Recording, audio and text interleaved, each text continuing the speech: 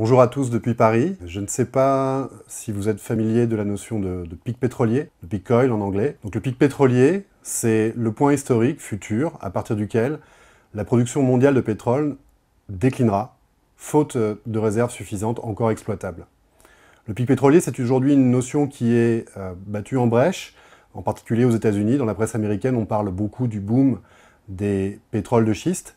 Je vais essayer de vous montrer qu'en réalité, cette problématique du pic pétrolier conserve toute son actualité, malgré le boom des pétroles de schiste.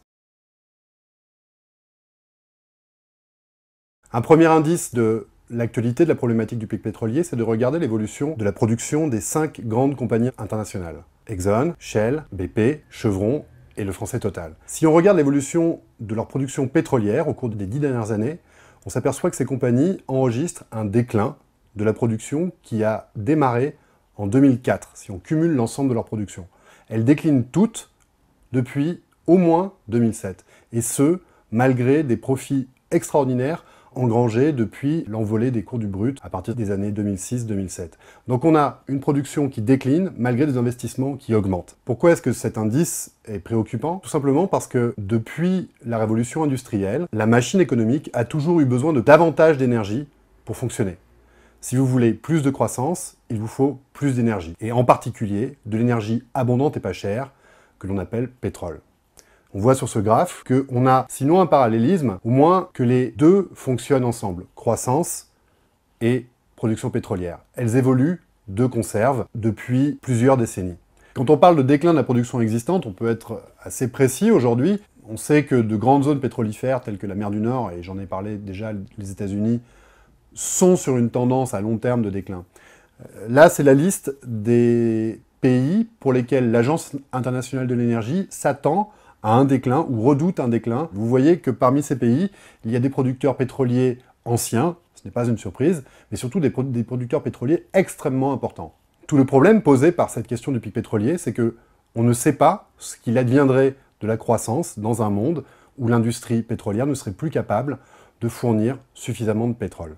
L'industrie pétrolière est rentrée dans une période nouvelle dans laquelle il lui faut sans cesse développer de nouveaux champs pétroliers, ne serait-ce que pour compenser un phénomène nouveau, qui est le déclin des grandes régions pétrolifères qui ont été mises en production il y a 50 ans ou parfois plus d'un siècle. Aujourd'hui, le patron de la compagnie Shell, Peter Voser, nous dit que pour ne serait-ce que maintenir la production à son niveau actuel, il faudra être capable, au cours des 10 prochaines années, de développer l'équivalent de 4 Arabies Saoudites, ou 10 mers du Nord, précise-t-il. 4 Arabies Saoudites, c'est gigantesque. C'est l'équivalent tout simplement de la moitié de la production actuelle de pétrole. Toute la question est de savoir si ce défi est tout simplement réalisable.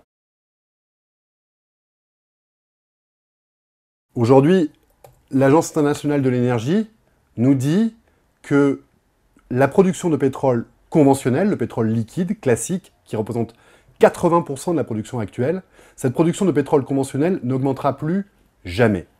Qu'est-ce qu'on a pour compenser le déclin de la production de pétrole conventionnel, du pétrole liquide classique?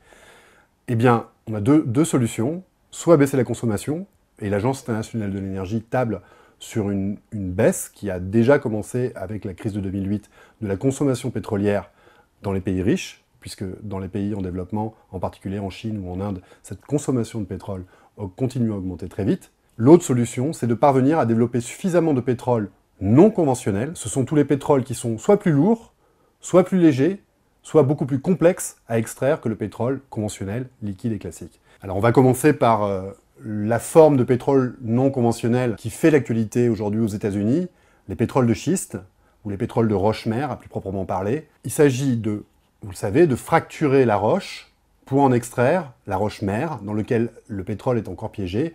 Donc il faut sans cesse creuser de nouveaux puits. Vous avez ici le profil typique de la production d'un puits d'huile de schiste. Et vous voyez, là en bas, l'échelle, ce sont les années. Vous voyez qu'on assiste à un déclin immédiat dès les premiers mois de production de ces puits. Donc il est très difficile d'imaginer pouvoir maintenir longtemps une production élevée grâce à ces puits d'huile de schiste.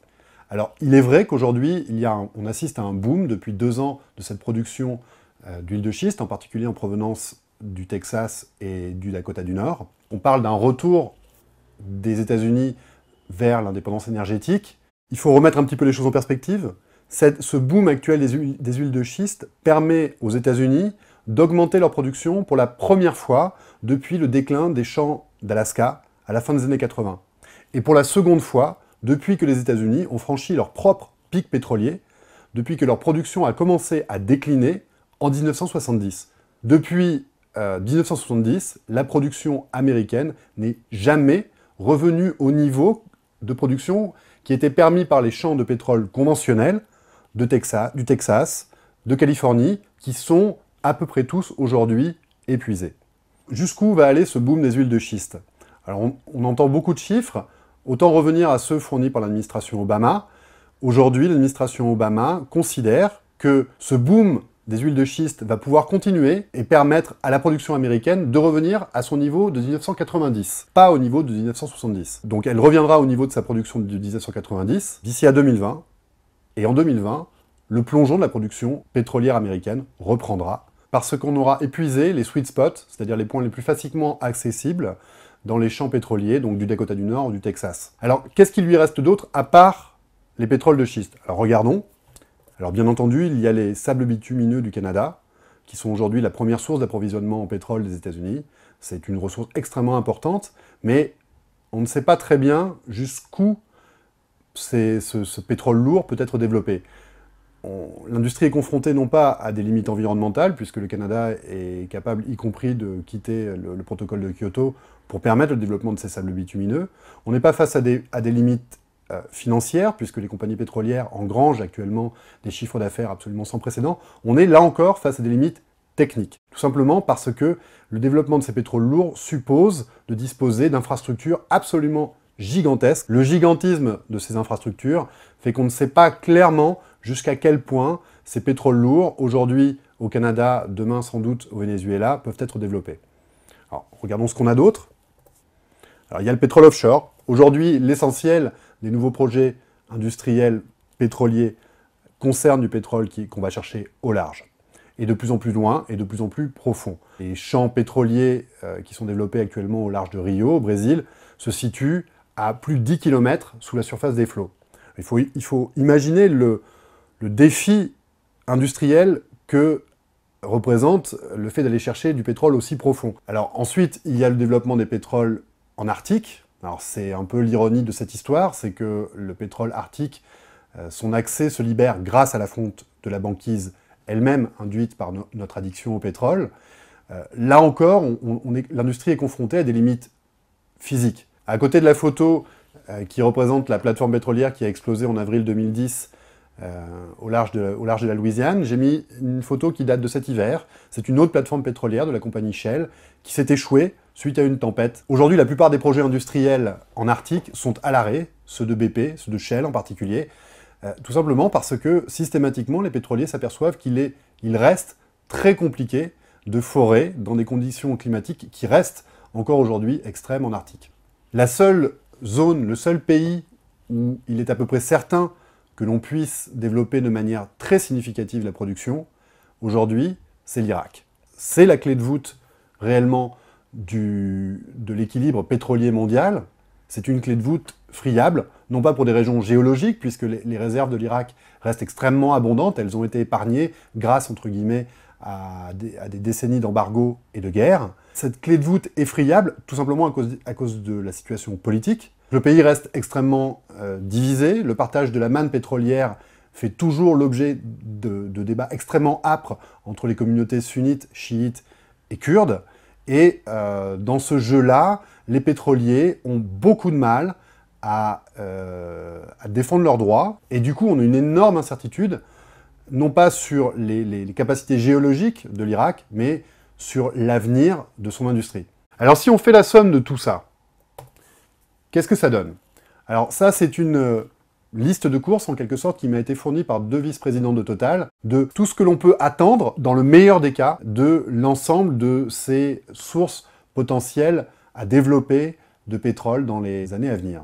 Si l'on ajoute les pétroles de schiste des États-Unis, les sables bitumineux du Canada, le offshore et l'Irak, et un certain nombre d'autres projets moins importants, la liste des courses de Total donne un résultat légèrement supérieur à 20 millions de barils jour. Alors je rappelle qu'il faut arriver à développer 4 Arabies Saoudites en 10 ans. 4 Arabies Saoudites, c'est un peu plus de 40 millions de barils jour.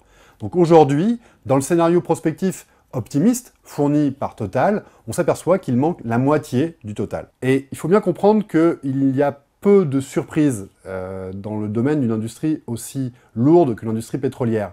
Les projets qui sont entrepris aujourd'hui arriveront en production dans 10 ans. Donc potentiellement, ça signifie que le pic pétrolier, ce fameux déclin de la production globale de pétrole, pourrait intervenir avant la fin de cette décennie. Donc qu'est-ce que tout ça signifie? Un déclin potentiel de la production mondiale de pétrole qui, aujourd'hui, est envisagé même par le PDG de Total, Christophe Demargerie, qui parle d'un plafonnement. Il ne va pas jusqu'à parler d'un déclin, mais il parle d'un plafonnement de la production à l'horizon 2020-2025. J'ai commencé en expliquant que jusqu'à présent, jusqu'à preuve du contraire, croissance économique et croissance de la production mondiale de pétrole ont fonctionné de conserve. Que se passera-t-il le jour où cette production mondiale de pétrole déclinera? On a un paradoxe aujourd'hui, ou en tout cas une contradiction. On a de plus en plus de responsables politiques qui entendent cette problématique du pic pétrolier. Mais tout le monde continue à envisager de pouvoir relancer la croissance, malgré cette question, malgré cet inconnu que représente le pic pétrolier. Ici, on a un scénario qui a été fourni par EDF Recherche et Développement. Ils se sont demandé tout simplement qu'est-ce qu'on pouvait faire pour compenser un déclin de la production mondiale de pétrole. Alors là, c'est même pas le New Deal, ce sont les Liberty Ships. Il faut envisager un développement fantastique de toutes les autres sources d'énergie, tout simplement pour parvenir à compenser le déclin de la production mondiale de pétrole.